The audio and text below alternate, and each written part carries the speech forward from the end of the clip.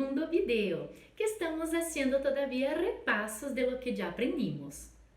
Ya aprendimos también a contar de 0 a 10. Vamos a repasar. Yo voy a decir en español y te pido que repitas ahí del otro lado. Entonces vamos allá. 0, 1, 2, 3, 4, 5, 6, 7, 8, 9, 10. Muy bien, ya sabemos contar hasta el 10. Ya hemos aprendido también el verbo hay, que es el verbo haber en el sentido de existencia. Entonces, por ejemplo, en español, si yo quiero decir que existe algo en algún lugar, yo puedo decir hay. Y hay va tanto para singular como para plural. Por ejemplo, hay una niña en la escuela. Hay muchas niñas en la escuela.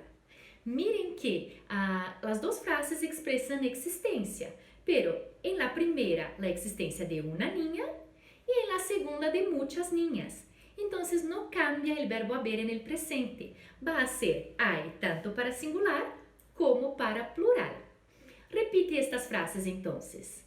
Hay una niña en la escuela. Hay muchas niñas en la escuela.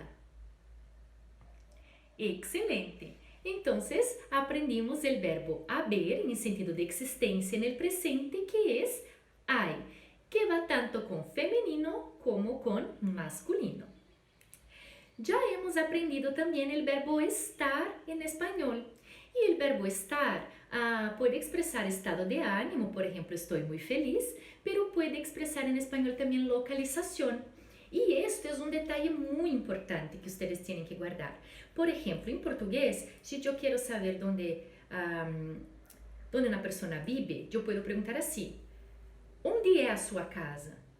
É con el verbo ser. Ya en español no, yo tengo que preguntar con el verbo estar. ¿Dónde está tu casa? Entonces, para localización, yo uso el verbo estar en español. Y repita después de mí la conjugación de este verbo entonces. Yo estoy. Tú estás. Él está. Nosotros estamos. Ellos están. Muy bien. Acuérdense de que en la tercera persona de singular hay él, ella y usted. Entonces, él es, ella es, usted es. Y lo mismo ocurre con la tercera persona de plural. Ellos son, ellas son, ustedes son. Entonces, miren que tanto en singular como en plural, las terceras personas son compuestas de 3 personas también. Entonces el verbo continúa el mismo tanto para él, ella y usted, que es ellos, ellas y ustedes, que son. Verbo estar. Vamos a practicar algunas frases. Yo voy a decir y les pido que repitan. Yo estoy feliz. ¿Tú estás feliz? Ella está estudiando. Nosotros estamos estudiando. Ellos están estudiando. Muy bien, practicamos un poquito el verbo estar. Después ustedes tendrán la oportunidad de practicarlo también en la escrita cuando vamos a enviarles algunos ejercicios. No vamos a dejar de practicar el español. Escuchar es importante, hablar es importante. Por eso les pido que repitan siempre cuando yo les pido. ¿Bien? Seguimos. Acabamos de hablar del verbo estar conjugado en algunas personas. Yo estoy, tú estás y así por el estilo. Pero miren, no siempre en español yo necesito decir la persona. ¿Por qué? Porque a veces el verbo ya me dice en qué persona está. Entonces yo no necesito repetirla. Por ejemplo, yo puedo decir yo estoy bien. yo puedo decir, pero es más común que yo diga estoy bien, estoy bien. Entonces yo puedo omitir en la frase el pronombre yo, el pronombre tú y el pronombre nosotros. ¿Por qué? Porque los verbos ya me dicen en qué persona está, en qué persona la frase está. Entonces, por ejemplo, estoy bien, estás bien, estamos bien. Entonces, como el verbo estar, en este caso, ya me dicen qué persona está, yo puedo omitir el pronombre personal, entonces que está correcto. Otro tema que vamos a repasar es el uso de la O, en el sentido de alternancia. Por ejemplo, ella es tu madre o tu hermana. Ella es tu madre o tu hermana.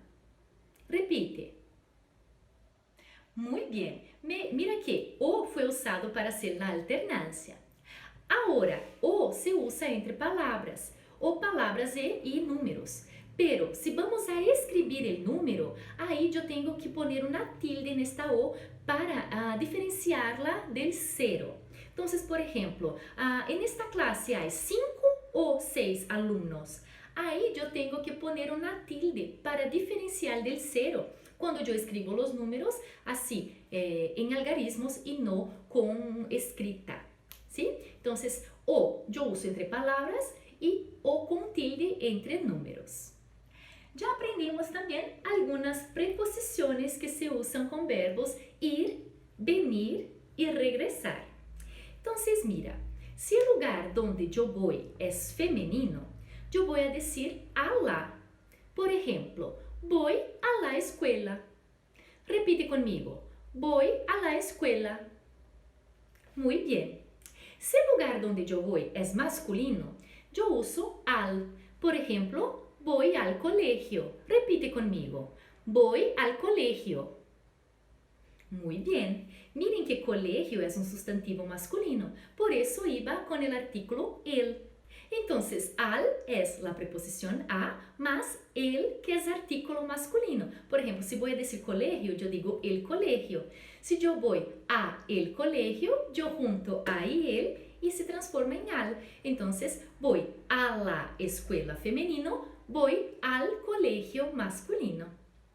Bueno, ahora si yo vengo de algún lugar o regreso de algún lugar, ahí yo uso de la o del. Por ejemplo, vengo de la escuela, vengo del colegio, regreso de la escuela, regreso del colegio. Repite después de mí. Vengo de la escuela, vengo del colegio, regreso de la escuela, regreso del colegio. Entonces, al y a la, del y de la. Solo tenemos que poner atención a algo. Cuando se trata de un nombre propio, ahí yo no uso la y ni el junto con la preposición. Por ejemplo, si yo voy a un nombre propio, por ejemplo, Argentina, yo voy a Argentina. Y si yo regreso, vengo de este lugar, yo vengo de Argentina, yo regreso de Argentina.